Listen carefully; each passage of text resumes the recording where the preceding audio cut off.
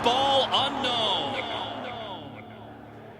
Hey everyone, welcome back to a new episode of the Football Unknown podcast, man. We're on episode 42, and this episode is going to be very, very interesting. I feel like we're going to unpack and talk about a lot of different things, We got a lot to unpack, man. We found that out in the car right over here. We found out that there's a lot to unpack. Exactly, It's going to be a good one. So, can't wait to get into it. But before we start, man, how about you introduce yourself to the audience, man? Tell them who you are real quick. Yeah, my name is, my legal name, David Balyeat. I go by SocccerDave on social media, on all platforms. SocccerDave, just make sure to spell soccer with 3 C's. Mm-hmm. The key for that, the third C stands for Christ. He's in the middle of what I do, and so I place him in the middle of the name. Interesting. So that nobody would forget and so that I wouldn't forget. Yep. As humans, I think we have a short-term memory loss a lot of times, and even we'll unpack a little bit of our faith and stuff, but I mean, even from the beginning of time, hey, don't do this, we go and do it. Hey, Absolutely. Israelites, saved from captivity. Yep. And then it takes about 3 days before they're like, why are we doing this? Yep. It's like, man, so I put it right there in the name so that I would never Most forget. definitely. I can't hide from it. This is who I am, the identity that God has given me, and pursuing it full throttle, man. Most definitely. Especially, man, when we feel like, some things are going pretty good, we forget who really got us to that point. Yep. Right? And having that third C, man, I think is very, very important to have that It's third kind C. of like a Saul Paul kind of thing. Yep. And so like I can't deny I've been changed. It's in the name. Amen. I always have something to fall back on. Amen. Mentally, emotionally, and just reminds me of who I live for, what I do, and Absolutely. no matter how good or bad things may get, Yep. Yep. I'm connected and I'm straight. So Let's go. So let me hit you with the famous intro question on the Football Unknown podcast, which is, can you recall the first time that you fell in love with the game of soccer, man? Can you recall that time, man? First time I fell in love with the game. Yep. Okay. Yep. There's a picture. I have to find it. My dad was the college coach at Dallas Baptist University when I was born. Yep. They were dorm directors. So I was born in the hospital and taken to campus. Oh. Because they were living on campus. They were dorm directors on campus. My dad was the coach. As soon as I could walk, there was a ball under my foot. There's a picture. I got to find it. It's my dad with a ball under his foot, me with a ball under my foot. My dad's coaching, and I'm right there next to him. No way. I must have been 2.5, 3 years Wow. old. Now, that's not necessarily a memory of when I fell in love with the game. Yep.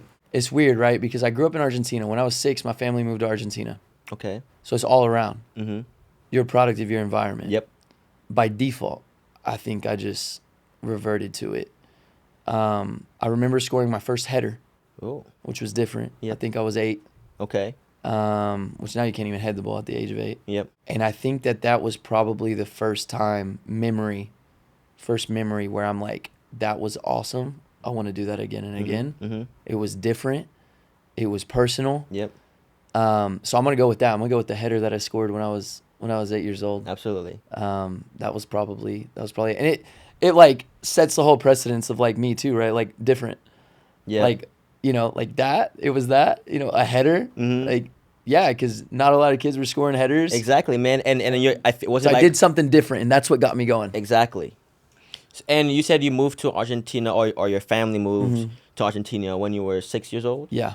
Okay. Yeah. So talk to me about your childhood. How was it growing up with a dad who was a soccer coach? He's a soccer coach. Yeah. What? Okay. So before I ask you that question, why did your family? Do you know why your family moved to Argentina when you were 6? Man. So we, my parents became missionaries. Oh, okay. Through the evangelical church. Yep. And my dad wanted to do sports ministry, and so my dad also grew up a missionary kid in Argentina.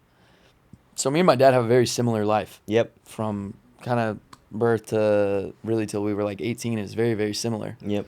And so he grew up over there. When his parents decided to be missionaries, that was more on the musical side of things. My grandpa, who I never met, he died in Argentina. He was a musician, and he helped start and fund a lot of like seminary music, the music in the seminary. Yep. The music department. And so that's why they were there. Well, when my dad went back, he did a lot of sports ministry. He started a campaign called No More Violence, a message from God. Mm-hmm. Started off by like just passing out flyers Yep. at games, Yep. trying to prevent violence. I mean, Argentina specifically with the ultras and everything, they're very Yeah. known for. I mean, you could go to a game and die, Yep. just not go home after the game. And so he just developed a passion, which I feel like God gave him Yep. in his heart to say, you know what, take a stand. This is not right, and we're gonna say it's not right, and we're gonna claim no more violence Absolutely. at these sporting events. And Yep. so that's why we were there. Mm-hmm. That's why we were there, and we were there about 9 years. Yep. My dad's nonprofit now is global. They've been doing it for almost 30 years now, 25 years. And yeah, it's had an incredible impact. Now they're in schools with curriculum. Wow. Specifically sports ministry? So yeah, so it's still revolved around sports. Yep. But like they're in schools with curriculum. They're in Yep. governments now. Wow. Yeah, That's really cool. it's grown a lot. So talk to me. What is sports ministry? And then what is the goal of sports ministry? Yeah, that's a great question. I think sports ministry, I mean, you could really equivalent it to gift ministry, right? Mm. God gives us all gifts Yep. and passions, Yep. right? And he takes us places. And it's really using the gift and passions that God has given you to show him, right? To be that difference. I mean, missions, it's like being on a mission for Absolutely, Christ. That's yep. what everybody kind of equates it to, Mhm, right? mhm. So I'm on a mission on a mission for Christ through sports. Through sports. I never. It's very I didn't simple, even know, I man. didn't even know that's a thing, man. That's We that's are- very interesting. That's I very- said this one time. It doesn't make grammatical sense, which is funny, but it's who I am. Absolutely. So we're master complicators. Elaborate on that, man. We like to complicate things. Yep. I think things really are simple, Mm-hmm. and the more simple we can keep them, the more impact we can make. Mm-hmm. But we complicate everything. You know, even the sense of like, oh, I've never thought of sports ministry meaning that. That's pretty much what it is. Like Yep. now, you can go about it a Yep. million different ways. Exactly. But the essence of it is very simple. Mm. Use your gifts and talents. Use sports, if that's your gift and your talent, your passion, Yep. for ministry. That's it. Yep. And ministry for me is people to people, conversations. Yep. I meet more people while I'm playing ball Yep. than I do when I'm not playing ball. Yep. And so that's my ministry. Yep. If people is my ministry and that's where I meet people, and that's how I get through to people, then that's how I'm going to do it. Wow. Growing up around that environment, right? Mhm. Your dad being heavily involved in sports ministry in Argentina. Did you have family in Argentina, or there's no roots there? You guys just decided to go there. My roots with my parents. So let's start there. My dad is, the background of our last name Balyeat is French. Balyeat. Oh. Right? And so that comes from my dad's side. Mhm. It's all like Anglo-European. My dad's mom, her maiden name is Umstadt from Sweden. Yep. So that's like all Anglo-European Yep. on my dad's side. My mom's maiden name is Gray, which is also British, like from England, because of her dad. My mom's mom was from Nicaragua. Okay. So that's where I get a little bit of the color in the hair. Yeah. So I tell everybody all the time, I'm only a quarter Hispanic, but that quarter hit me like $1, man. so that's but I'm a gringo, bro. Yep. Yep. I'm a gringo. Absolutely. So I just grew up in Argentina, so that's where I get the language Yep. and I get the color in the hair from my mom. Yep. But it's very minimal. Wow. So how was it, man, growing up? How was your childhood growing up in that environment, man? It was fun. It was fun growing up kind of in the streets of Buenos Aires in La Plata. Playing in the streets, playing ball in the streets, playing with my homies. We would always get together before school, after school, whatever. Go to their houses, everything. I mean, like I said, ministry is people to people. So my parents were always around people, sharing the gospel or just in community. Yep. And so by default, I had a lot of friends that I would always Yep. get together with, Absolutely. these people's kids and stuff. Mm-hmm. And so it was very much like how we always say the good old times when we rode our bikes to people's houses, and like that's how you know where everybody was at, where the bikes were. Well, that's how it was for me growing Yep. up Yep. as well. And The bikes, man, the bikes, and the flip flops, man. Exactly, You see right, outside right. on the doorsteps. exactly. That's how it was, man. That's how it was, and I think it was a huge blessing for me growing up over there. And then in terms of environment, I had a great example of what it meant to serve God, even to the point of packing up your entire family and going to a different country. Yep. right? So like that solidified, this is real. Whether it was real for me in that moment or not, it is real. Yep. God is real. Yep. Right? Now then I had to pursue my own personal relationship with him. But it was probably easier to do that later on because it's not a question of if, it's a question of when and how. And especially, your family moving, just upping and moving to Argentina, it showed you the importance of Right. that God plays in your family. Right, right. And when he's and when he speaks, it's okay, you know, and everything will be taken care of. I mean, we've had times when we've had a lot, we've had times when we've had nothing. We're always taken care of. Definitely, right? And so that same thing. It builds your faith. It builds your faith. Definitely 100%. does. Especially when you just completely rely on Christ and just do the best you can, man. Yep. So after 8, you scored that goal, and now, man, that's what you want to do. You want to play soccer. Yeah. When you scored that goal, were you already playing for a club, or it was like a still small like a 7-a-side in Berisso. Yeah. So this particular 7-a-side, every club worldwide, other than in the U.S., is attached to a senior pro club. Yep. Right? Makes now, sense. whether that senior pro club is in 1st division or 10th division, Yeah, it varies. but there's an attachment. Yep. And so I think this one, I don't know, 5th division, 6th division. But yeah, man, I mean, everybody wants to be a pro soccer player. So, of course, I wanted to too. Now, as you get older, you realize if you can or can't, just simply based on talent, work ethic, discipline. Yep. If you have the intangibles, I seem to have them. So I realized, okay, this could be something that I could actually pursue. And that started the whole journey. 8? Yeah. And that started the whole journey. So after you realize, man, okay, that's something that I can do and I want to do. What's the next steps? Where did you go after that? What? Yeah. You moved to a different club. The next steps, I'll keep it even simpler than that. The next steps are spending all day with the ball. You guys, you just spend all day with it. Yep. It helps if you're in love with it. Yep. But I've known players that aren't in love with it do it out of discipline, right? And because they want the end result, they endure the middle. I never felt like I had to endure anything in the middle because I was so in love with that round toy that I just wanted to play with it all day. Yep. And figure out different ways I could play with it, what new things I could do. That's why I fell in love with freestyle at the age of 10. So I could do an around the world, over and back, in a rainbow, and stall the ball on my neck, on my chest, all this stuff. Yep. At the age of 10, I could already do almost a lot of the things you see me do now, just at a scale of a 10-year-old. Yep. But yeah, man. I mean, so from there, just different academies. I really didn't play for an actual what you would consider an academy until I was 12. Okay. Which was right before we moved back to the States. So I didn't even really get that experience. Yep. I did soccer schools, trainings, until the age of 11, 12.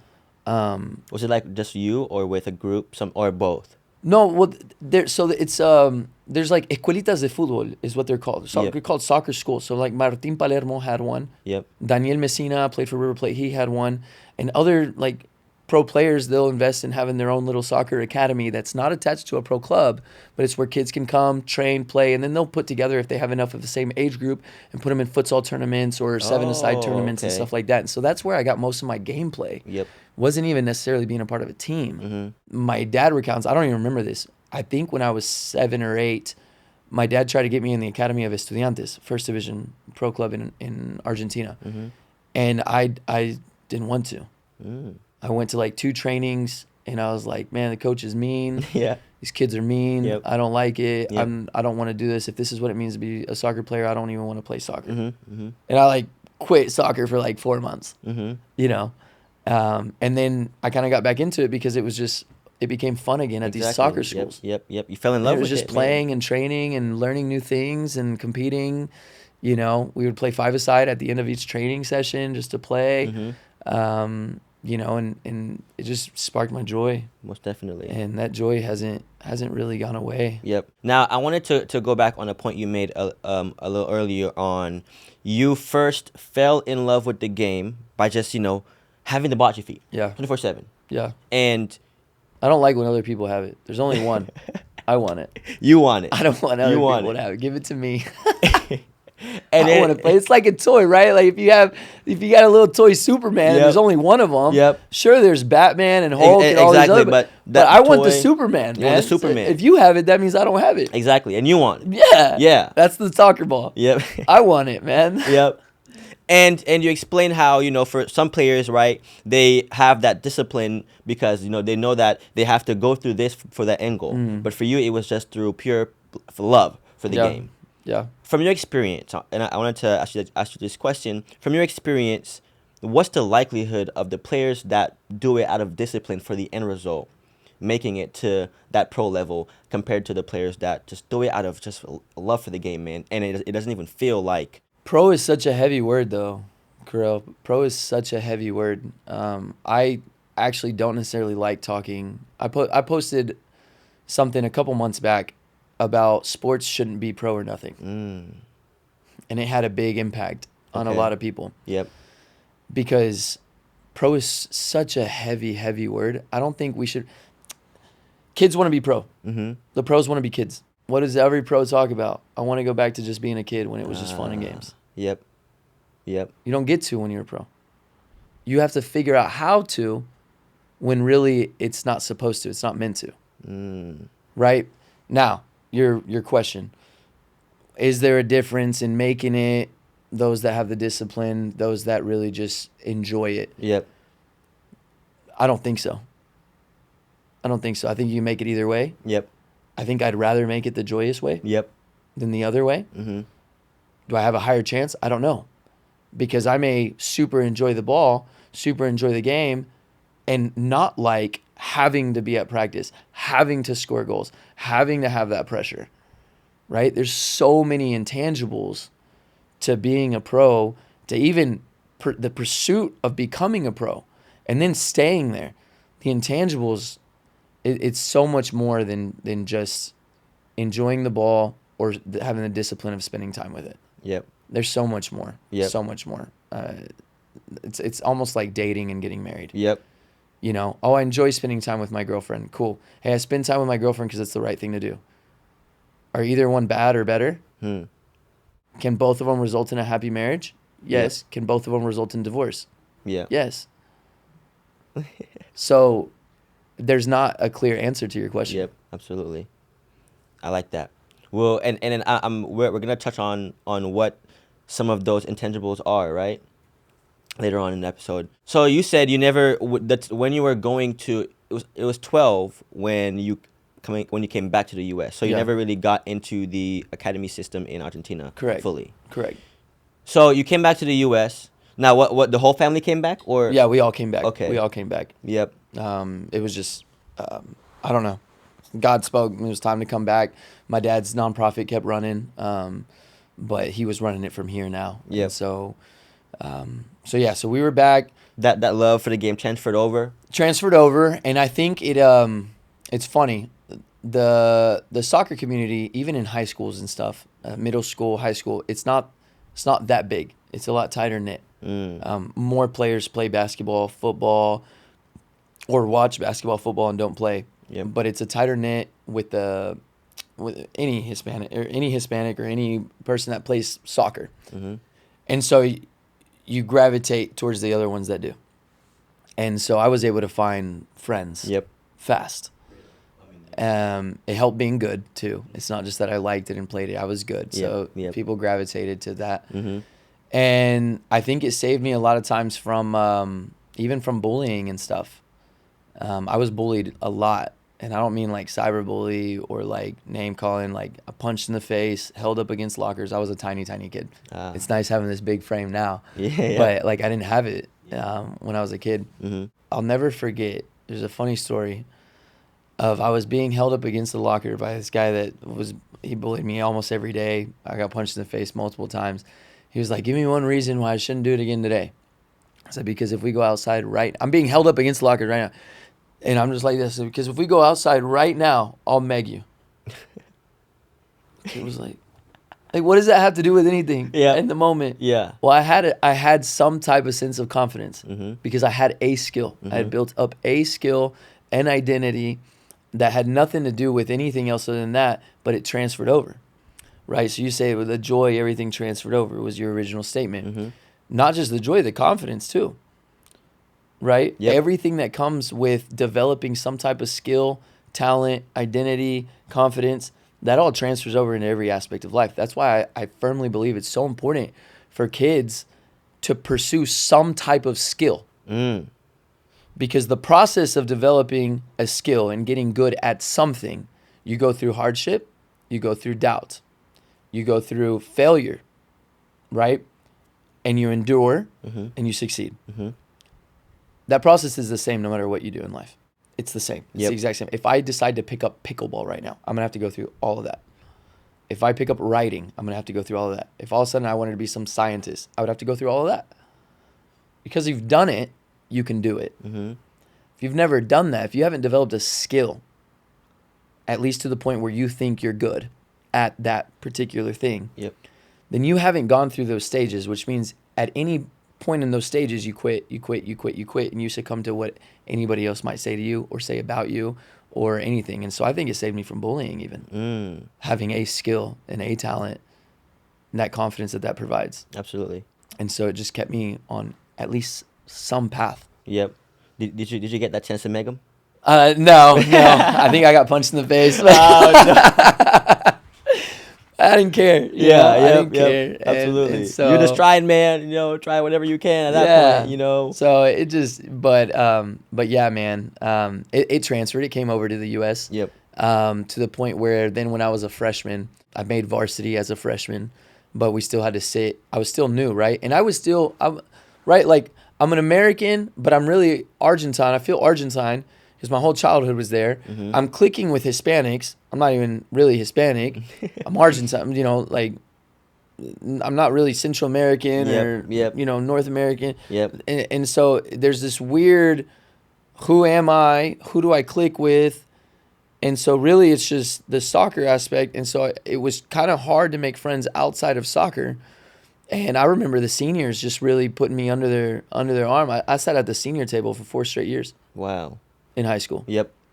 Because they were like that. And it was like, hey, Dave, come here, you sit with us. Yep. And it was helpful to endure everything that comes with middle school, high school, all those things, changes, new country, new place, new environments.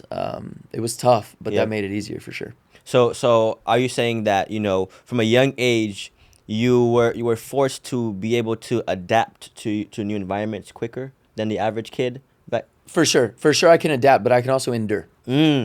Right? Like if you're unable to adapt, then you have to endure. Like I'm not gonna adapt, so I'm gonna continue to be me, and this is okay. It might be like this for a year or two. It's okay. I'm not gonna change who I am if it means I have to change for the worse. Absolutely. Right? Like if you can't adapt for the better, don't adapt for the worse. And so if you're not in a position where you can't adapt for better, well then you're putting yourself in a position where you have to either quit or endure. And so I got good at adapting when I could. Yep. And I got really good at enduring. So definitely. So how was your a lot of nuggets here, man? I'm spitting right now, bro. What is happening, dude? Man, I don't know what's going on, dude. That was fire. I'm listening to myself like, hey, you go off, man. I'm just poking at you, man. I'm poking those nuggets out, out of you, man. So, how was your freshman year, man? Playing, soccer wise, right? How was your first high school season? How was that? Weird. Yeah. It was weird because I was a varsity rostered player, but I played JV. And so I kind of got a little bit of the clout to be there, and I played a couple scrimmages, and during the season I got to ride the bench on varsity, but I was playing JV minutes. The soccer was definitely different, very physical. It was my first in on like how much athletes were valued as opposed to touch, IQ, all these things that are valued in Argentina where I was playing. And so, yeah, man, it was weird, I think is the word, but it was also fun. It was also fun. High school as opposed to club, you train every day. You see your teammates every day. You get coached every day. You get to play every day. So it was, as weird as it was also a lot of fun. Yep. A lot of fun. Yep. And it lasted 4 years. And so I just, I mentioned after high school, I kind of bounced around. I went everywhere. Back to Argentina, I went to Bolivia, went to Spain. During high Houston. school? No, like after, but like I'm getting back to like I Oh, just saw okay. some old high school teammates that I Oh, hadn't seen in 11 years. Yep. Wow. Wow. That's cool. You know, and That's like really now I play cool. with them on Tuesday nights. No way. And because I'm back in Dallas now, I hadn't really been living here Yeah. in forever. Yep. And so it's been a lot of fun. But things like that happen because you spend 4 years with these Yep. guys. Yeah, man. Like where else do you spend 4 years with people? Man, and You the know, bonds, high school's fun, man. exactly, man. High school is a lot of fun. You never really know where people are gonna go, this Mhm. and that. And it may be 11 years before you see them again, but then you see them and we're all grown, and it's like, how's it been? What are you Mhm. doing now? Yeah. You know, this now. I'm married. I got kids. Yep. Oh, me too, or not me yet, and this and that. You know, what do you do for work? Like Yeah. it's like grown up talk Yep. while still thinking you're 16. 16. You know, so it's like our hearts are still 16 when we get together, but like we're grown ups, Mhm. and Mhm. it's cool, man. It's a cool vibe. What are some of those characteristics that are valued by American athletes as compared to in Argentina, like you said? Is there any specific things? I mean, athletic ability is valued everywhere. Mm-hmm. I just think it's like on the priority list, it's not number one Mm-hmm. overseas. What it does, in my opinion, what athletic ability does is it enhances every non-athletic ability. Mm. So, like when I assess players, I assess them on their non-athletic ability. And then, if they have athleticism, all it does is enhance all those other abilities. So it's really not even, like, in my opinion, it shouldn't even be on the, like in FIFA, right? Like you have speed, you have all these things. Mhm. In my opinion, those shouldn't be their own thing. Like if that's higher, then your peak to, you know, defending is higher, Yep. right? It's because it's really just defending, attacking, spatial awareness, technical ability, IQ, Mhm. on and off the ball, which plays into spatial awareness and Yep. stuff like that. Speed of play, right? But speed of play could be a one touch. Well, did you need to be fast? No. Nope. Your pass just needed to be firm and hard, Yep. Mm-hmm. right? So, in my opinion, you should have all these soccer specific categories, and then your athletic ability either caps these or allows that extra, right? Does that make sense? That's how I Absolutely. read players. Yep. That's how I read players. So, but a lot of times here in the US, to answer your question fully, athletic ability is another category, but it's like the main category. And then all these other things.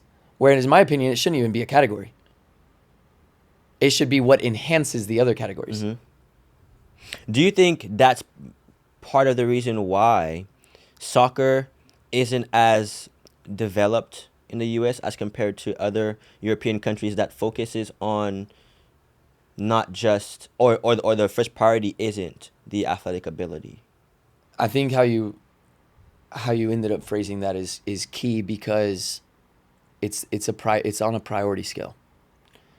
And so it's not that, for example, you take a 9-year-old kid who's really, really, really fast, right? Well, now you're forming the team on getting him the ball in behind, as opposed to whether we get him in behind or not, we got to play, right? Yep. Then when the kid, you don't even want the kid to come in and check in. Because if he does, can he get that, then get him behind? Yeah. Nope. Probably not. Nope. So is he learning how to play?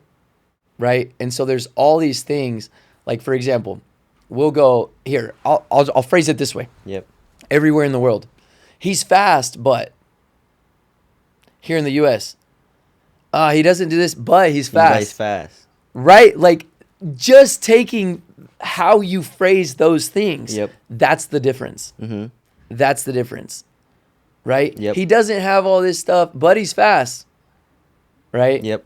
Whereas everywhere else, it's, well, he's fast, but he doesn't have all these things. And so that's what I'm talking about. When you take the categories, this other one, everywhere else in the world, it's not a category. It's just what allows you to build the ceiling even higher on all these other categories. Mm-hmm. So that's that. Now, whether it completely hinders player development or not, because this is also a country that no other country in the world trains like Americans. They don't prioritize training like we do here. Really? I mean, that's why we have the most gold medals. That's why, like in individual sports, and that's why we equate, even team sports too, the individual has to continue to train on their own. Yep. Because that's our culture. Is it very individualistic? Mm-hmm. Yeah. And so we train.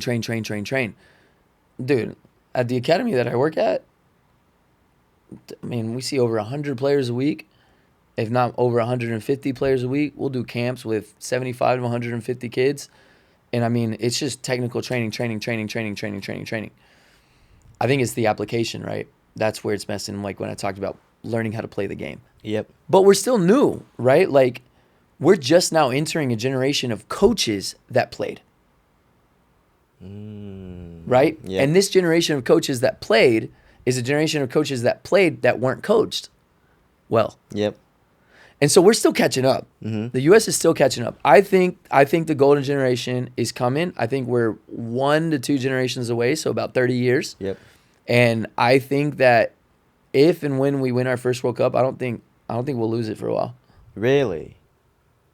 That's a hot take. You can clip that one for the gram. Yep. Because once players start getting coached by coaches who, when they played, were coached by good coaches who played, it's over, huh? No Especially other country has the pool culture. of players that we have. Yep. No other country has the pool of athletes that we have. Yep.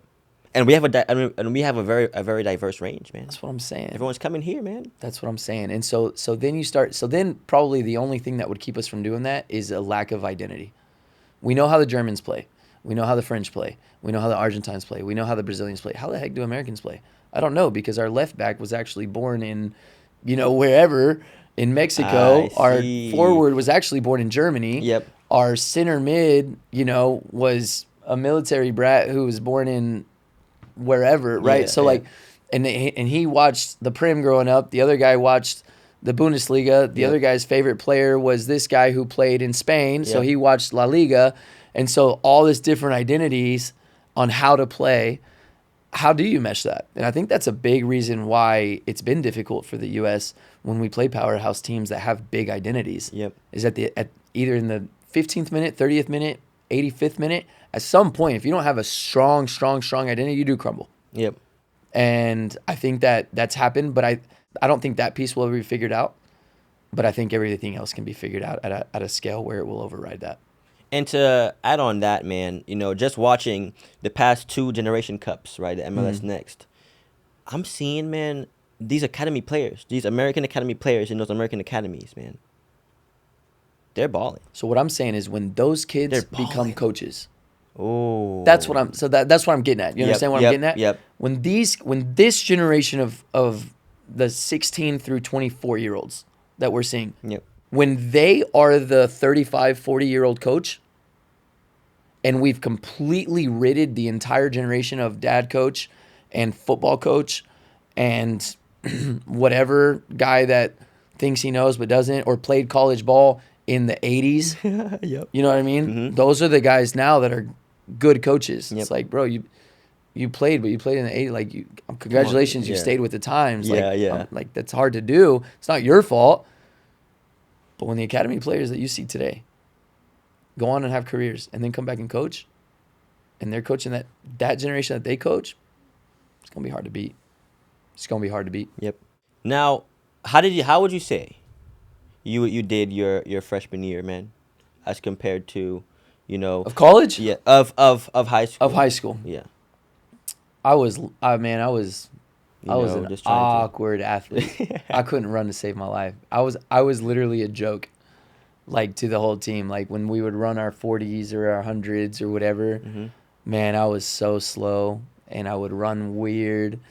But I could play. Exactly. I could play. Yep. And so I played virtually every minute of every game in the center mid. Okay. So, yeah, I mean, how did I compare to the other freshmen, to the other sophomores and some juniors? I was a starter and played every minute. And you played the entire 4 years of high school? Played the entire 4 years of high school. Didn't get recruited for college at all. At all. Had no letters, no offers, no nothing. So did you read, send out those emails, created the highlights? Did you do all well, the things that we're supposed this was to do? 12 years ago. Yeah. So no, not really. And this was in the era of the iPhone 1. Oh shoot. Okay, that's way back. You know what I mean? Yep. So, so that wasn't even really that big of a thing. You just needed stats, and you needed to play for the right club team. And I didn't do either one of those two things really well. And so that kind of capped me out there. But I knew I could play. So what did I do? Okay, fine. I'm not going to go play at a college. I'm going to go back to Argentina. So I went back to Argentina and ended up trying out and I was supposed to make the team Gimnasia, U18s. Gimnasia La Plata, which is first division in Argentina. And the swine flu hits. I don't know. Oh. The swine flu of 2009. Yeah. The entire country shuts down.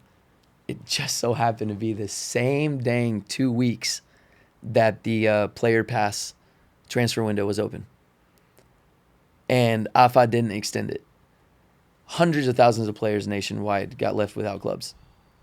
And I was one of them. And so Gimnasia was really, really nice. They went ahead and opened the door for me and this other guy that played forward to train with them until the next window opened. Yep. But when the next window opened, you went from U18 to U21 is how it worked. And then from U21, you go to reserves. Mm-hmm.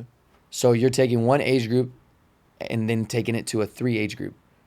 So I think of the roster of like 22, 17 got cut. Like 5 went through to the U21s. Yep. And everybody else had to go find clubs. And so I went around, tried out different places. This is a crazy story. This is a take right here. Mm-hmm. So I go try out for Quilmes. At the time, they were second division. And I score a goal and try out. Things are looking really good. Things are looking well. I had an agent that was a known guy. I wouldn't say friend, but a known guy of one of my dad's friends. Kind of hooked me up with that tryout. Things go good. Hey, they want to sign you. Oh my gosh, finally. Like, here I am, 18 and a half years old or whatever. I'm about to sign my first pro contract. I'm going crazy. I'm calling back home, this and that. Okay, time comes to get paperwork over to the agent so that he can work everything out with the club. You're American? Yeah. Because I grew up in Argentina 10 years. I'm basically, if I don't tell them, if I just pretend I'm Argentine, I'm Argentine. Yeah. You're American? Yeah. No, but like, why is your passport American? Because I'm American. Where's your family from? United States. So you're not Argentine? No. Where's your family live? They're all back home in the States. Okay. No problem. We'll call you back. Calls me back like 45 minutes later. All right. Fantastic. No problem at all. We'll get everything done. We're going to need $500 a month. I'm like, yeah, because everybody in the U.S. is just rich and has money, right? Unbelievable, bro. Wow. Unbelievable. And now I'm going to go ahead and preface. This is normal. This is not something completely out of the realm of possibilities for anybody, right? Hindsight. For a pro club? Yeah, it doesn't matter, dude. It doesn't matter. Yep. So I call my dad. My dad's like, "This is ridiculous, this and that," and my parents were getting to a point where they were a little bit financially doing a little bit better. Not better to just scrap up, $500 a month. Yeah. To something that has nothing to do with their day-to-day life. But at the same time, my dad was like, "Son, I think we can figure it out. I think we can make it work if this is what we need to do." And I'm the one that made the decision. I was like, "Dad, we're not doing this. This is ridiculous." In hindsight, we should have done it. Yep. Really? Yeah, because it would have put me in the system. Yep.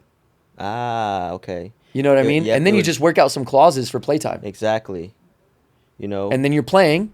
Build that resume. You have one good season. You build the resume. Hindsight should have done it. Sucks to have to think about succumbing to that type of stuff. But you got to break into the system somehow. Yep. And that's why I tell players now, if they ever run into some type of injustice or something like that, I'm like, look, if you can make it work, make it work. Because you got to be in the system. You got to somehow break in. Mm-hmm. It's not always going to be fair. How old were you at that time? I was 19. 18. 18 at the time. I was 18 or 19, yeah. Yep. So when they came to you, man, and then about the $500 a month, and then you decided that you're not gonna do that. Yeah. What was next? What happened after I that? came home You came and home. I tried to figure out NPSL tryouts, USL tryouts, UPSL tryouts on the East Coast, West Coast. I just tried to figure out what I was going to do next. And then I ended up going to school at Mississippi College, played there for a semester, became an All-American freshman year. How long were you like still looking for a club or place to play before you got the opportunity? 6 months. 6 months. I spent 6 months trying to break into the pro world because I knew I was good enough. I knew I could. I knew I wanted to. Yep. When everything fell through and it was like time for college season, we made a couple calls and I was able to go to Mississippi College. And so I went there, and that's where I played. And then I found out there's no soccer in the spring, Yeah. so I deuced out. I was like, man, I'm not just studying just this with no soccer. Yeah. So I deuced out. We had a contact in Bolivia to try to get some type of tryout in the second division. Hey, Dave, not sure what I can do, but I could probably line you up to go to a practice in the second division over there. Cool, I'll go. I'll take my chances. I scored 7 goals in 50 minutes. No way. Crazy. Like in an actual game? Dog, I've never done that in my life. Playing where? What position? I was playing center mid. I scored 2 headers just running into the box. I scored a tap in. I scored 2 shots from outside the 18. And then I think I scored a ball bounced around and I just hit it in after a corner kick. When the ball goes in, the ball goes in. Yeah. I don't know. Crazy. Yep. So I got signed on the spot. I played 2 Absolutely. seasons in Bolivia's second Yep. division. So you got signed at 20, 19? 20. No, I think I was still 19. Mhm. I hadn't turned 20 yet. Yep. And so, yeah, that was my first First, like, intro to yeah. being in the system, Yep. in the pro system. Yep. Nothing big. Yep. I didn't make hardly any money. I I feel was like- like $500 a month. If Yeah, even. I think my man. first one was $300 a month. Yep. But I'm in the system, right? Anything can happen. You need one good season. 2 things I want to talk about. Yeah, right yeah, now. There's a lot of players who think that, when they sign that pro contract, they should expect to be making some money. They see the lifestyle, they see Y'all see my face right now? That's a joke. That's a joke. they see all of these top elite level athletes, man, at these top clubs, man, and they just assume that being a pro is having that lifestyle. Yeah. What's no. your thoughts? Do you want want to be a pro or do you want to have money? If you want to have money, if you're chasing pro clout to have money, I'm going to look at you guys. If you're chasing pro clout to have money and for everything that can give you, go be a doctor. It'll be way easier to get that stuff. Go be a lawyer. It'll be way easier to get that stuff. Go be some type of business person where you can get that stuff. Don't pursue pro ball if that's why you're pursuing it.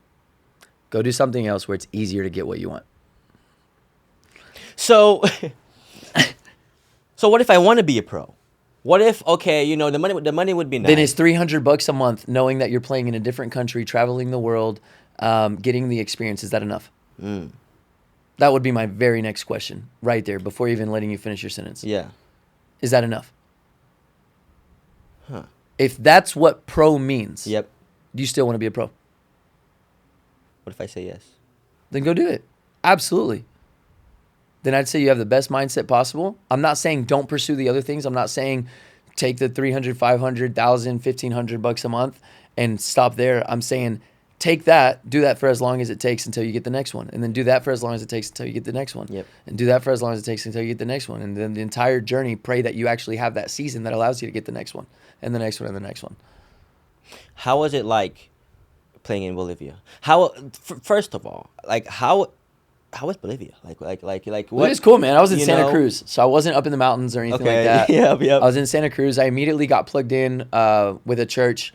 So I immediately got plugged in with good people, some Yep. teammates that went to church. Yep. The biggest thing for me is, again, I was on the journey because I love the game. One, I wanted to be a pro no matter what that meant. But I don't settle. It's not in me to settle even to this day. I don't settle. So it's like, okay, I'm here for the time being. I have to prove that I'm better than everybody here if I'm going to get to the next one. So I wasn't partying. I wasn't doing it. Not that I had the money to anyway. Right? But like I wasn't doing any of that. I wasn't with the girls. I wasn't, with anything. I was training, man. I wanted to. I wanted to prove that I was better than the level where I was playing. Mm-hmm. And so I wish I would have enjoyed maybe a little bit more my time there. But I enjoyed it a lot, man. Me and my homies, my friends, created big time bonds through our relationships, church conversations, through our same journey, passions, pursuit of becoming pro. So it was good, man. I wouldn't change it for anything. I just wish more would have came from it. Absolutely. Which that's on me that it didn't. I went from being a starter on one team, my contract got bought out by another team in the same division, to being on the bench because they had a better team. So I transferred to a better team. So I was on the bench, but I was coming in the 70th, 75th, and scoring goals. Oh, okay. Coach, In the midfield position. No, I was playing forward now. I was a little bit bigger than most Bolivians, and so at this point in my life, so it was like, hey, put the big man up top. Yep. So it was working out, but there was a change of coach. The new coach brought in his players, so I went from being on the bench to being in the stands with the fans, week after week after week. I finally got tired of it. I gave him a mouthful at practice, which I don't recommend any player to ever do. I was just consumed by pride, anger, and I was extremely impatient. I wanted my stuff now, which for a 19-year-old, bro, relax. You've only been on this like this. If you want to do this till you're 35, you're gonna have to develop a little bit of patience. Absolutely. Which I had none of, and so I came back. I got released, and I came back, and I was like, man, if I can make it here, I can make it anywhere. That was a joke because I ended up going back playing college ball, which I had to talk to the NCAA about, get clearance. I didn't sign another pro contract for 8 years. How did you feel after you got released or you left and you came back up to the U.S.? I just figured at any moment another opportunity would present itself. I felt like I was owed that from God and the universe. I'm not owed anything. I know that now. And it's hard. I also learned it's very difficult to break into the U.S. system. I think it's harder to break into the U.S. than it is anywhere else because the system is so closed. Yep. So closed. You can't start in the 7th division. Explain to me how 4-0 national champs, like I think 2 out of 4, 3 out of 5, UPSL. Not one player from the roster during that 5-year span signed anywhere. You're the best team in the nation. Not one player can get a look. No, because it doesn't fit the agenda of the MLS or the USL. Why would they promote another league? I'm not going to promote another league. That's like Coca-Cola promoting Pepsi. Yeah. No, if you're not in our Coke system, I'm not going to promote you. But if I take a player from the UPSL, that shows the whole world in the system that the UPSL is worth something. I'm not going to give you worth. Right? MLS is now going to promote MLS Next. Before that, they were only promoting NCAA. Well, now they're promoting NCAA and MLS Next. That's where they get all the players from. The USL Championship is going to promote USL 1. Yep. And USL 2. And now I realize you got the USL Academy. Right. Right. So why did they do that? So they have more to promote and bring from within. Yep. Right? And so they're not going to cross promote. It doesn't make sense from a business standpoint, from a franchise standpoint. Do you think that's it's hard to break in here, man? Yeah, man. Do you think that plays a part in as to why, the U.S. is a little bit behind as compared to other countries right now? Or do you think with, the USL pipeline and the MLS pipeline with the MLS Next Pro I think at the end of the day, the best players make it. I do believe that. I do firmly believe at the end of the day, the best players make it. Now, when are you at your best? That could dictate opportunities you get. If you're at your best at 16, that'll propel you to end up getting opportunity after opportunity. If you didn't become your best till you were 22, it's going to be harder. But I still think you can maybe make it happen. Yep. If you want to. If you're not naive and saying, oh, I'm really good. Let's just say you are really, really, really good. Like, for sure can play, right? You're not naive at all. And you're like trying to figure out how to get seen. I can't tell you how many players are like, oh, I'm going to go play for a really, really good UPSL team because they're really good and they have a chance at making the national tournament and this and that, and so then I'll get seen. I just proposed the question. When was the last time anybody made it out of the UPSL into the USL or into the MLS? Mm-hmm. Oh, well, okay. So then you need to go USL too. Well, there's no good teams in my area. I don't care. You're in the system. You got to be in the system, Absolutely. right? Yep. But, oh, well, there's no teams in my area. I would have to sacrifice, playing in Houston, or in Corpus Christi or in Tulsa, but I'm from Dallas, so I don't know how I'm going to make it work that summer. Then how bad do you want it? Is that the question? Right. Like, so at the end of the day, like, do you really want to? Yep. Or do you just want it easy? Mm. Do you want it or do you want it easy? And so, I mean, I coach players all the time. Yep. Mentally, Yep. emotionally, trying to get through these little kind of quirks and stuff. I was talking to a player a couple months ago. He came up to me. He was like, "Hey, man, your soccer day, this and that." I said, "Yeah." He goes, "Man, I got a question." He goes, "I'm really trying to, like, make it. I think I have a chance. I am good. I was playing D1 last semester." I was like, "Oh, shoot. Okay. Yeah. Like, that's a big start." Mm-hmm. He goes, "Yeah, I wasn't getting much playing time." I said, "No problem. Was it your freshman year?" He goes, "Yeah, but I got frustrated. So I went ahead and transferred out. I'm at the best JUCO in the nation." I was like, "You were at a D1. Now you're at a JUCO. Yep. And you think you took a step forward?" Explain that, Carell. Explain the delusion, bro. Yep. Maybe because okay. So here's what happened. Yeah. March Madness was on, right? The beginning of March Madness. Or not even. It was like, whatever, play in NCAA basketball. Mm-hmm. So you think the seniors that are playing right now on TV, on ESPN, right now, we're watching them, they're going to get drafted. Now, whether they have long careers or not, whatever. But they're right there. These guys will be in the NBA. Maybe not all of them. A handful of them that we're watching right now. Guarantee you, most of them redshirted as a freshman. Maybe didn't even play their actual freshman year. Maybe played a little bit their sophomore year. We're now 3 years into a man's life. Yep. And they haven't done jack squat. Yep. 3 years. You know what's 3 years of not doing jack squat? That can ruin your brain. Yep. Absolutely. You got to go through that. You got to be willing to go through that. Why? Well, because you're at freaking Kentucky, bro. Players that play at Kentucky get drafted. Oh, but I'm not playing. Relax. Jordan said it best. I'm going to paraphrase, but I love this quote from Jordan. He said, "Better than discipline is patience." We think that because we have all the discipline in the world, it should happen now. Yep. But I'm doing everything right. Mm-hmm.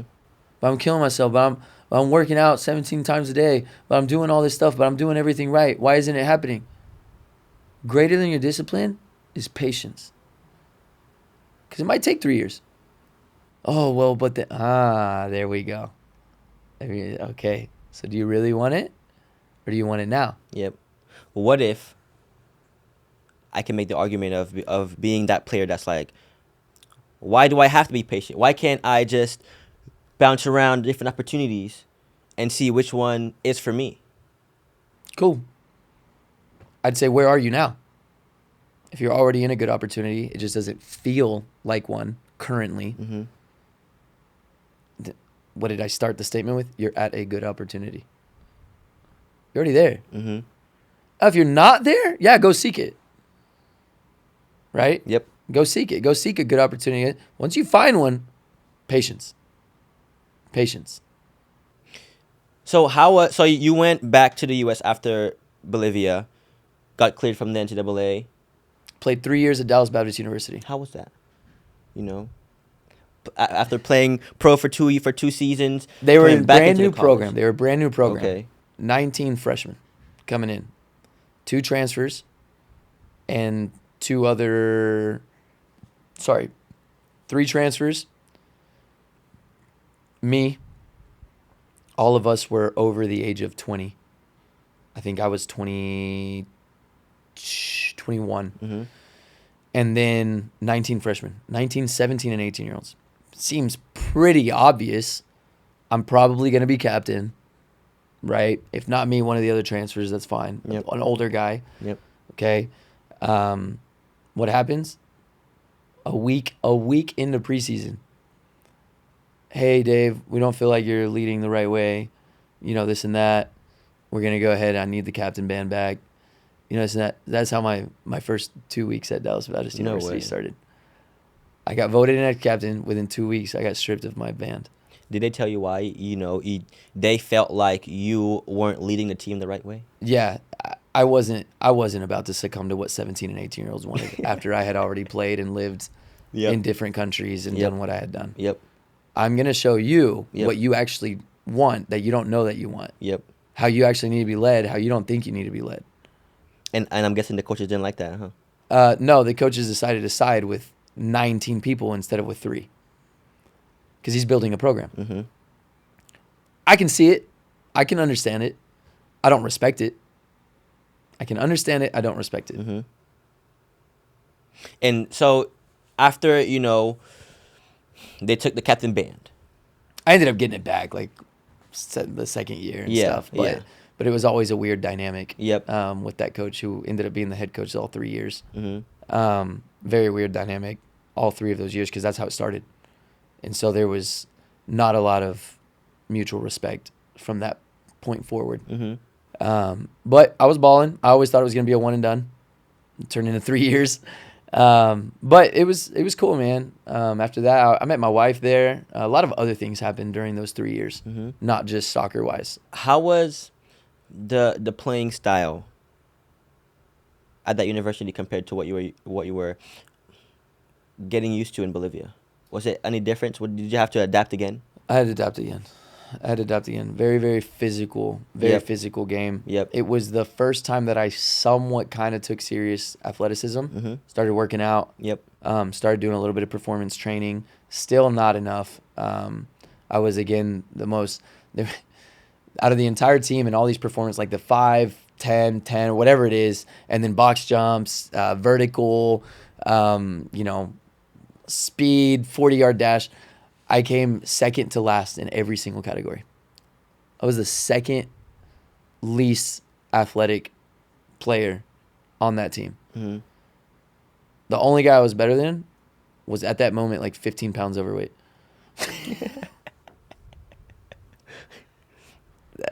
I was not an athlete, man. Yep. And how early into playing for that college did you come to that realization that, okay, I have to improve in that aspect? I didn't want to. I wanted to continue to play in my strengths. I was like, if this is a weakness and everybody wants to make fun of it and everybody wants to make it a reason why I can't play, I'm going to make my strengths even stronger. So I wanted to hide it. It was very visible, but I wanted to make sure that everything else was that good. I wanted to be in a world of he's not that good, but he's fast. I wanted to be he's not athletic, but he's damn good. Yeah. Right? Looking back. And that's what I did. Absolutely. And that's what I did. And I'm proud that I did that. Yep. But I'm so stupid. I should have taken my athleticism way. Like I said, that's why I see it how it is. I could have increased speed of play. Exactly. I could have all increased, of the things that you were already good at. Oh my God, dude. You know? If I would have actually prioritized becoming an athlete, I would have actually probably broken into the U.S. system. I had everything else. I was about to ask you, man, looking back at it, was that a good choice? No. No. I tell that's why I coach it like that now. If I ever run into a player who's like, oh, I'm not the best athlete, but I have all this quality, I said, become a better athlete. That's my very first thing. Well, why? Then I prove everybody right that that's what matters most. No. You prove yourself even better. If this is what you value, then value it enough to make it all better by becoming a better athlete. Yep. That's what I didn't do. Yep. Until I was like 26 before I went to Spain. Yep. How was your relationship with God at that time? During college it was great. During college it was good. It was a Christian university, so everything was faith-based. Absolutely. I had a lot of accountability while I was there. Yep. There's always that headspace where it's like, you're only in college once, this and that. So there was a little bit of partying involved. I was very blessed. I didn't get involved with any women other than my wife when I met her, and I figured she was the one. That was pretty much it. That closed that. This is the one. Not doing anything. She's actually the only woman I've ever had sex with. Yep. So I was very, very blessed. That's very powerful. I was very blessed that I didn't get involved with any women prior, Yep. and it's made it a lot easier not to get involved with women after the fact, Absolutely, because man. I don't have anything else to Yep. to compare to. I don't Yep. have anything. She's just the one. Yep. And that's that. And I The think way it's supposed to that's be. why The that's way it's why supposed to I be. think that's why it's supposed to be that way. Is there's way less of a struggle. Yep. I don't struggle with what a lot of my guys that are dating or engaged or married struggle with. Mm-hmm. I don't have that struggle with other women. And so yeah, that's why it's meant to be that way. Yep. It's just a code of protection for the rest of your life. Yep. So yeah, man, I really took care of myself through those 3 years. Got married my senior as soon as I graduated. Oh, really? So right when I graduated, I proposed on my graduation. Really? Yeah. Wait, Because you she both wasn't got- gonna expect it. Because Yeah. everybody's there for my graduation, Yeah. so everybody's already there. Ah. So I went ahead, and that's when I proposed. Were you guys graduating together? Or? No, she still had a full. She never graduated because we got married, then she got pregnant. We had our first daughter. She was kind of still in school, took a back seat, so she still hasn't. She doesn't have her degree, but that hasn't stopped her from. Dude, she's amazing. She works for Children's Hospital, Woo. HR department. Wow, She yeah. does well. I'm so blessed Shout to have out, her. man. Shout out. Big time mom. Yep. Also, Yep. I was talking with my daughter, Ellie, my oldest. She's 6, and we were just talking about gifts that God gives us, this and that. And she was like, "What's mom's gift?" I was like, "That's a great question." I said, "Mom's gift is serving others." Mm. My wife is an incredible servant for other people, for us as a family. Serves my kids well, serves me well. Anytime we have friends, I mentioned we're having Lupe coming into town. Shout out Lupe. Yep. She's already made a gift basket for Lupe's 2-year-old. Mm-hmm. Like already called Zuma, asked what they need, like things that I don't think of. I'm just like, oh yeah, when y'all get here, we'll figure it out. Absolutely. You know, she goes over and beyond. So yeah, shout out wifey. Shout out, man. So Yep. But yeah, man. I mean, Got married soon after you graduated. got married soon after I What were you graduated. studying? What would you? I still wanted to play though. I Yeah. still wanted to play. So I was playing. At that time, it was MPSL, Okay. which at that time was equivalent to like USL 1. Okay. Some MPSLs paid. Yep. The one in Tulsa paid. This and that. So the one that I was playing for, Liverpool, Dallas, didn't pay. But it was connected to Liverpool, so that was kind of their clout. I was playing well. We set a trip to go to Portugal with the team. I think only 8 of them were going to go. Keaton Parks was on that trip. Yep. He was my sub, actually, believe it or not. He plays for New York FC right now. Really? He's played, I think, 2 or 3 games with our national team. Yep. Wow. Yeah, shout out Keaton, big time homie. Mm-hmm. But yeah, we'd either play together or I'd get subbed out and he'd come on. And so this trip to Portugal, everything was set up for Keaton to sign for a team over there. I was supposed to sign with Benfica and get loaned out. Yeah, exactly. Eyebrows raised because that's a big time Yep. Benfica. Yep. It's the same weekend as my wedding. Oh my goodness, man. I tried everything. I mean, hindsight, my wife and I are in a good spot now, but that brought about a lot of struggle in our relationship because there were some ultimatums said, discussed, very toxic conversations. Hindsight, we both 100% agree I should have gone. Obviously. Mm-hmm. You don't not go to things like that. Those are once-in-a-lifetime opportunities. But based on our relationship at the time, things that were going on, family, the wedding, stuff like that, I didn't go.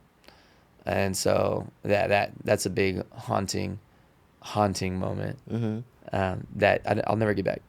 It is what it is. Mm-hmm. But doesn't mean God can't, make beauty out of ashes and stuff like that. So, absolutely, man. but did I ever get the chance to play for Benfica or get loaned out, play in Portugal or Europe? No. So it is what it is. Mm-hmm. So then it wasn't until that following season, after that season, I ended up becoming one of the top-ranked midfielders in the United States of America. I scored Really? 12 goals in 12 games as a defensive mid. Really? Yeah. Hmm. Scored 12 goals. This is actually going to segue into the TST, which shout out TST. Shout out TST. Announcement coming. I'm going to go ahead and announce it on here. Yes, sir. Because we got to make sure it doesn't get released until after Yep, I'm allowed yep, to announce it. absolutely. But we're going to go Yeah, ahead and most have it on definitely, video. Most definitely. So I scored 12 goals in 12 games. We make it all the way to the finals against Tulsa. We end up getting beat against Tulsa. I didn't play the final because I got hurt in the semifinals. But I signed with an agent that season because I was scoring goals like crazy, having assists like crazy. I think I ended up the season with like 12 goals and 9 assists. And in 12 games. Yep. In 12 games. There were 2 other games I didn't play on because I sat out to rest. So, Man, you could keep on, yeah. on going crazy. Exactly. But that propelled me to get a contract offer for Toronto FC in the MLS. Finally was going to break in. Mm-hmm. I get hurt. So I don't go. And my agent, it was like his first year, so he was trying to build relationships, not like maybe lie and say that, oh no, I got your guy, David, how's recovery? Hurry up, please make sure my name's on the line. This that. So he called me back. He was like, look, I'm not taking any chances, which I respected 100%. So then that injury, I went. That was on a Thursday. My agent calls me and says, we're in. We did it. Got a couple months before preseason. On Saturday, I get kicked and I know something's wrong with my knee. On Sunday, my wife tells me we're pregnant. I go from high to low to what the is going on. I'm about to be a dad. I have no idea. So high, low, I don't know. Yep. High, low, I don't know. 18 months of depression, a little bit of anxiety, anger. I didn't touch a soccer ball for 18 months. Bouncing around job. I had like 5 different jobs during those 18 months. I'm newlywed. My wife's pregnant. Yeah. And during that time, she gives birth, and I got up until like a 6-month-old. Crazy time to be going through all this. Yep. Crazier time on my wife. Her husband is like in shams right now. Can't hold a job. Isn't himself. Kudos to her for, sticking with me and not just being like, dude, deucing out with you. I got lucky. I never got into drugs or into other women. Definitely got into alcohol for sure to help cope, I have a good support system. This is somebody with a good support system, a good relationship with God going through this. That's what we were talking about earlier. I don't know how people do this without a good support system and without God. Yep. If me, good support system and God, this is how I'm dealing with this adversity, which was a big adversity, but still. So I come out of that. I'm driving down 635 in my Honda Civic Coupe, which I'm completely convinced was like anointed by the Spirit of God. I would always speak to God, prayer, when I was driving. Yep. Because I hear the voice of God. I'm just driving down 635 in Dallas alone, and I hear, David, stop being so selfish. Which kind of triggered me a little bit. First of all, who said that, right? Second of all, that triggers me because I'm like, man, this ain't selfish. Like, everybody else is selfish. Yeah. I'm no guy that didn't get what I wanted. Yep. I'm just trying to live a normal life. Exactly. Everything's been taken from me. Exactly. And it followed up by saying, soccer was never yours. You're mine. And I was like, the whole source of my bitterness and anger was that I had something and it was taken from me. Mm-hmm. Well, if it was never mine to begin with, well, that answers that. Yep. Right? And then if I'm isolating myself from God and God says, dude, you're mine, I still have you, then I can't isolate. At that point, it's just delusion. That's what woke me up. And that's what came out of that. 6 months, after 6 months of from that moment, the next 6 months I got back into coaching, held a job. I started playing again, scored another like 9 goals in 7 games. Wow. In the UPSL. Yep. That sparked a bunch of conversation. Dave's back just in the Dallas area. A phone call with a coach turned into a phone call with an agent. I'm on a flight to Spain. I signed in Spain within 6 months of waking up. Wow. Which goes to show God is a big time redeemer. Yep. He does wait on us. And when we finally come back, he's like, all my riches are yours again. I'm not going to hold it against you. It's the prodigal son. Yep. The exact same story in Scripture of the prodigal son. As soon as he comes back, big party. Yeah. Everything that's mine is yours. Let's go. Yep. How did you change after, or what are the ways in which you changed, right, after hearing that voice and after realizing? It still took about, there was like a still 3 to 6 month turnaround of letting go of certain habits. I had to stop drinking, which was very difficult. I had to rebuild relationships that I had torn down. I had to forgive myself. I had to ask for forgiveness from others, from just things that I had done. That in of itself is hard too. Right, of course, right? So it wasn't like, oh, it clicked, I'm me again. No, Yep. no, bro. You just spent 18 months kind of destroying a bunch of stuff around you. Mm-hmm. You got to rebuild that stuff back up. Yep. With discipline, with characteristics, with habits, with behavior. You got to show you changed, right? And so that was a whole process in itself. But man, since then, when I came back from Spain, so I played 3 months in Spain. It was really annoying. They were supposed to help out with the visa. They didn't help out with the visa. We came back. COVID hit. So that was pretty much the end of my pro career. Yep. Because I just could never bounce back in. But I got to play in Europe. Absolutely. So I'll take it. Yep. Played 10 games in a season. Debuted as center back, which Ooh. was terrifying. Yeah. Was that the first time ever playing center back? Yes. Terrifying. Oh, man. I gave the coach every reason to put me in the midfield. Yep. I was like, instead of clearing balls, bringing them down with my chest with a forward right in my face. Yep. Yeah. Just doing stupid stuff that you're like, what is he doing? Mm-hmm. Well, I'm not a center back, dog. I'm a center mid, homie. Like, got so blessed. I never gave up a PK. Never gave up a goal that was my fault for a lack of, anything. Mm-hmm. But I played center back for 3.5 games. And then I played D mid. I played 90 minutes every game, which is already pretty cool. Yep. To say. Yep. Wow. And then at halftime, took out a center mid, moved me up, put a center back in. And then I played defensive mid 2 games. And then our 10 got a red card. So I came in at the 10, never lost my 10 spot. Really? Never. The Until- other guy never got it. The other guy never got it back. That was my spot. All you needed was that. I had the 10 on my back and everything, baby. Hell yeah. Yep. After those 3 months playing in Spain, man, you came back up? Came What back. happened? I didn't know what I was going to do. I didn't know what to do. I knew that whatever I did, it was my mission to do. I was super purpose driven at that point.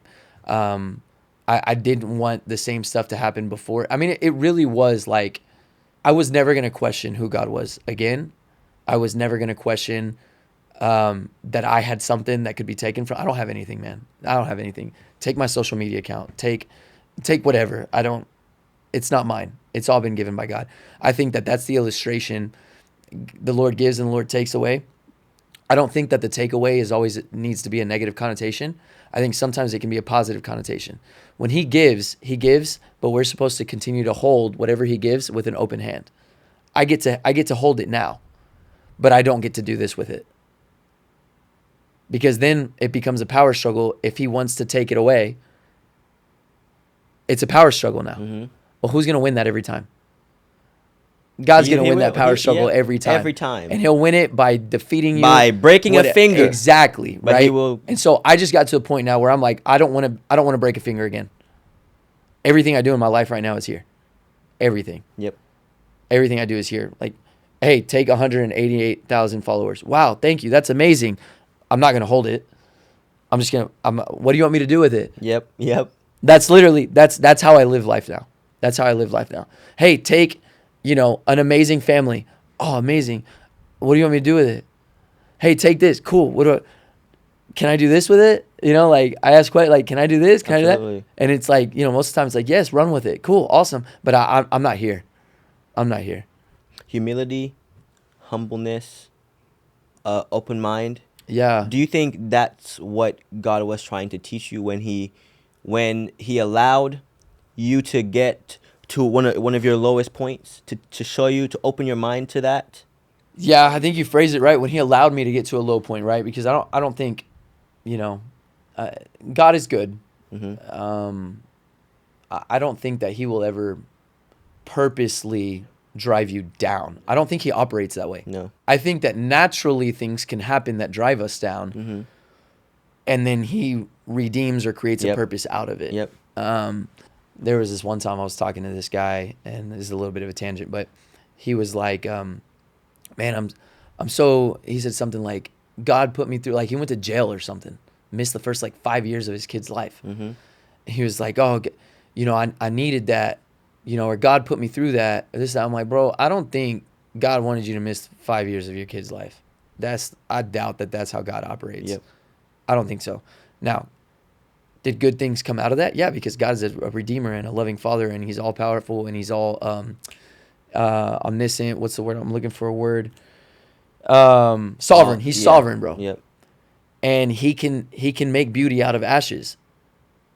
I don't know that He purposely made ashes. I think we end up in situations that are ashes, and then He can make beauty out of them. God's not going to send you to jail.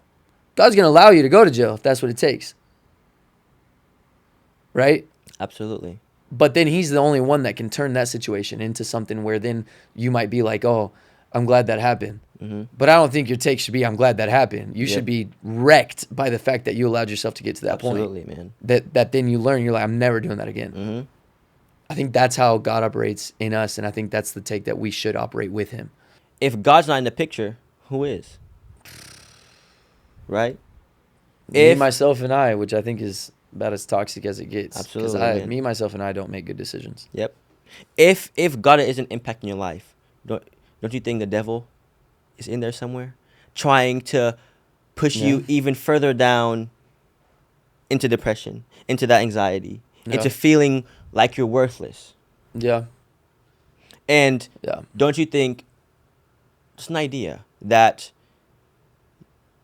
God is always opening His arms to us for us to redeem ourselves, but we have to make the first steps to Him? Well, I think God makes the first step towards us. Right? Yep. I think that, now I think He's always doing it, right? But I think that's, you can't answer if you haven't been called. And so anytime you start to pursue God or your relationship with God, you have to understand that first stems from Him calling you. Mm-hmm. It's not, oh, I was enlightened and want to know more. No. You want to know more because something's tugging you. Well, that's God. Yep. Right? And so now I think you have a decision to make at that point. Yep. How are you going to go about exploring? How are you going to go about either reading the Bible or your prayer life or whatever, right? But I think that God, ultimately calls all of us. But yeah, man, it's at that point, it's on us to answer. Yep. So you can answer or not. But if you feel that you're being called, well, that's step one, right? So after fully, appreciating that, and now your hands open, now your hands staying open. Yeah. What do you? Oh, there's so many beautiful things that come in and out of this hand. Yep. Man. Yep. So many beautiful things. I mean, for starters, the social media account has grown. God's blessed me with that. Blessed me with opportunities like this to be sitting here with you. Opportunities to play like in the TST last year. Let's go ahead and do this right now. Yep. We're gonna go ahead and announce. I got it in my backpack. Yeah. So last year at the TST, we get knocked out early. Mm-hmm. I find some people to kind of vibe with for the next 2 days. They were also knocked out. I mentioned the season I scored 12 goals in 12 games. Mm-hmm. The coach at Liverpool that season was Drew Wright. Drew Wright now he has a director position at this club. And this club, without further ado, this year at TST, Okay. I will be playing with No freaking Dortmund, baby! Borussia! No freaking way. believable, Unbelievable, dude. man. Unbelievable. So I see Drew at the TST last year. I hadn't seen him since that season. Yeah. Like 8 years. Yep. And so we get each other's number again, this and that. We're kind of vibing. I decided to spend the rest of the 2-3 days there with these Borussia guys that played finals of the Champions League, guys that won the World Cup in 2014 against Messi. Guys, I mean, like, dog, these are my teammates. These are my teammates this year. Last year I was vibing with them. This year they're my teammates. Insane, bro. So I'm trying to figure out who I'm going to play TST with this year. And all of a sudden, when I'm like kind of last draw, like DMing teams, who am I going to play with, like really trying to figure it out, I get a text from Drew. Yeah. Saying, hey, man, how you doing? I already knew. I already knew. As soon as I got that text from him, I was like, he's going to ask me to be on the Dortmund team this year. So he's coaching them this year. Yeah. Because he's the American point director here of Borussia Dortmund America. Yep. And so he's in charge of putting the team together. And, man, I'm about to have a blast. Man, I'm definitely gonna I'm be tuning about to in for have all a of that. blast. All of that, man. You got to keep me in the loop of how it's Dude. going. Dude. For people who don't know what TST is, what is the TST? The man? soccer tournament. Okay. What the is soccer the soccer tournament? tournament? $1 million on the line. This is the craziest, most ecstatic, most competitive / fun Yep. vibe Wow. of a tournament that you will ever experience in your entire life, whether you are watching or playing in it. Yep. There are content creators that play. Last year, I mean, Noah Beck was in it. Kid Supra was it right? Right Supra, right? Yep. Kid Supra. Mo Ali was in it last year, Wow. bro. I mean, like it's just stupid. And then so you have from creators, then you have guys that won the World Cup, right? Playing in it, Champions League finalists playing in it. You have Clint Dempsey playing in it, Jimmy Conrad playing in it. Unbelievable. And then you have guys that put together teams that to actually like with MASL players that specialize in seven-a-side, that do this for a living. For a living. Guys that play small-sided cash tournaments for a living, right? So you have a celebrity vibe, celebrity soccer vibe. Yep. Legends, man. Right, bro. Then you have ESPN is covering every game. So then you have $1 million what is prizes? JJ Watt doing in this tournament? Oh my goodness. JJ Watt's putting together a team. That's crazy. Bro, then you got Pat McAfee. Pat McAfee's putting together a team, which is hilarious, by the way. Do you remember when he called the CONCACAF Concafa to Thierry Henry? So his team this year is called the Concafa FC. Bro, Pat McAfee, if you're seeing this right now, I freaking love you, dude. I hope to sit down with you and vibe at the TST. Yep. But dude, unbelievable. Isn't there this football player that's really fast? Chad Ochocinco plays with Cincinnati. I mean, with the team from Natty. Yep. Natty FC. Dog, the Wow. TST is one of a kind. Shout out Chris Paul for putting this thing together with his entire group of people that he works with, investors, whatever. Yep. Yeah, man. The this TST is one of a kind. This is the second year. Yep. It's going to go on for years to come. I already know for a fact Yep. at some point in the next couple of years, Ronaldinho will be somewhat part of it. I know. Like, there's no way he's not, right? Yep. Like, this thing's just going to grow. Yep. But yeah, $1 million on the line. Winner take all. Winner take all. You're a finalist. You don't win it, you get $0. Wow. You win it, you get $1 million. That's Newtown crazy. Pride won it last year. Just a Yep. bunch of guys at MASL, street ballers, this and that. Nobody could touch them. Unbelievable. They're in it again this year, so we'll Yep. see what happens. Yep. But yeah, man, it's incredible. There's nothing like this in the world. So you're saying that as a viewer, I should be tuning in for the TST? Yes. You think I'll be missing out if I don't tune you in for the don't, TST? Absolutely. And watch all the Dortmund games you can. When does it start? June 5th through June 10th. Okay. June 5th through the 10th. It'll be going on in Cary, North Carolina. Yep. The venue is supreme.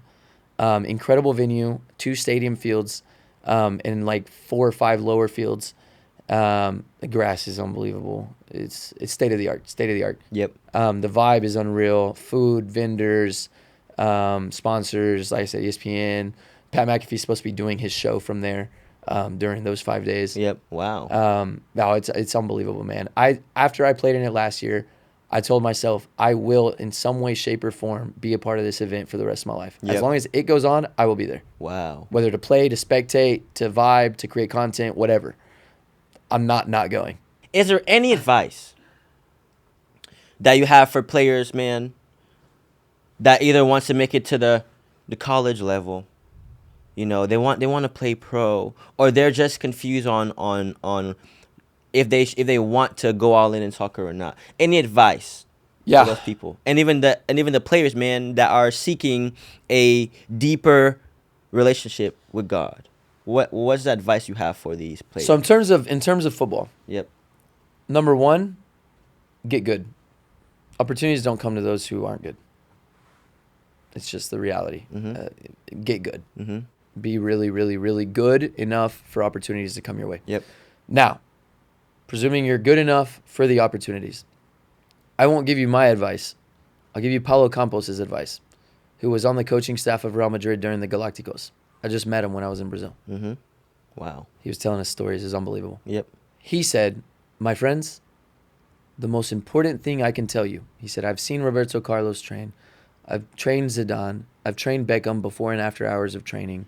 R9. He said, the most important thing you can do in football, long career, short career, doesn't matter. Enjoy it, my friends. Paulo Campos' words, not mine. I could give you my advice, or you could take Paulo Campos'. I mean, I think we want to take it, man. I think we want to take it. You know, enjoy it, man. Enjoy the journey. If you're ever in a situation where it's not enjoyable, find a way to enjoy it. Find a way. He told us when Beckham was. He asked us if we watched the Beckham doc. We were all like, yeah, of course. He said, remember when Bex first got there? He wasn't wanted. He was just jogging around the field. Mm-hmm. Not an enjoyable situation. Bex found ways to enjoy it. Because if not, you're just miserable. Mm-hmm. So instead of jogging around, oh, this is BS, he would jog around and say hi to different people, get his laps in. Hey, what was my time on this one? Hey, this and that, how am I looking? You got to find ways to enjoy it. That's number one. Yep. Number two, with God. There's a song by Zonti, Hard Work, God First. God gives you things for you to steward well and to work hard with. But they can't take the place of him. A lot of times we get things that are important, that are nice, that are gifts from God, and we think that now becomes the end-all, be-all, right? Well, because even if you treat it like this, like, God gave it to me. This is the most precious thing. No, God's the most precious thing. It can happen so fast. Yep. God's given me this. Wow, look at this. Well, hey, Yep. bro, eyes up. Yep. That's how we away. live, right? We live by, wow. No, eyes up. So I would say, don't allow anything to take the place of God. Anything you have, hold it with an open hand, like we talked about earlier. Understand that how he can give, he can take away. Again, that's not always meant to be in a negative connotation. Sometimes it's in a good connotation, like the beautiful image of Jesus bending over, asking the kid for his stuffed teddy bear, while he has a big, huge stuffed teddy bear behind here. He's like, just give me this. I promise I have something better. Are we willing to let go of what we have? For that something better. Even if that something better is simply giving God the due credit and the due place in our priority list. Yep. Whether he has the other big stuffed animal or not, the right thing to do is hold him to the highest esteem possible. And do that in your everyday, day-to-day life. It doesn't have to be some crazy thing. No, it has to be in everything. In every day-to-day.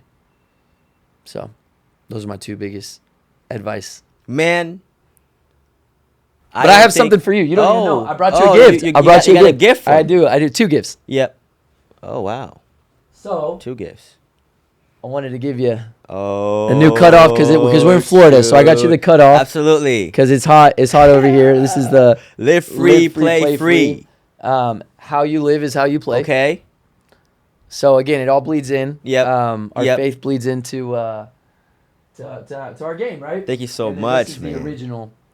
And I'll explain it a little bit. So pressure, stress, anxiety, depression, fear, all crossed out. All because crossed out. It's not that they don't exist. Yep. Right? It's not that they don't come around. It's that when they do, we have to cross them out. And we do that with certain disciplines and tools that we can acquire through conversations, meeting people, certain disciplines in life and habits. Yep. But they're not meant to come and stay. They're meant to come, be crossed out, and then they come back and you cross them out. And it's the only way to truly play free, live free. Man, that's beautiful, bro. That is beautiful. So, and they come, the reason why it's play free and live free is because it speaks to the athlete. A lot of times athletes, we separate our sport and our what we do on the field with off the field. Yep. Number one, it's one and the same. It's not meant to be separate. We're really good at separating things like that. Yep. Oh, on the field it's this, but in life this. No, bro. You don't become a different person. You're still the same person. But these things show up in athletes' life all the time on the field. Mm-hmm. So we got to learn to cross them out on the field as well as off. But the tools are the same for both. So, thank you so much. Of course, man. I'm definitely gonna be using these a lot. Yeah. I needed. Just a nice reminder. It's a nice reminder. Absolutely, man. Definitely. It's a nice reminder for life and Plus, the material is absolutely Oh, yeah, fantastic. yeah. Shout out Lexa. Yep. As you can tell, boom, boom, boom. Lex it up, man. The drip Shout out. They make great stuff. Yep. Quality is unmatched, Yep. in my opinion. And but yeah, man. Thank you so much, So, man.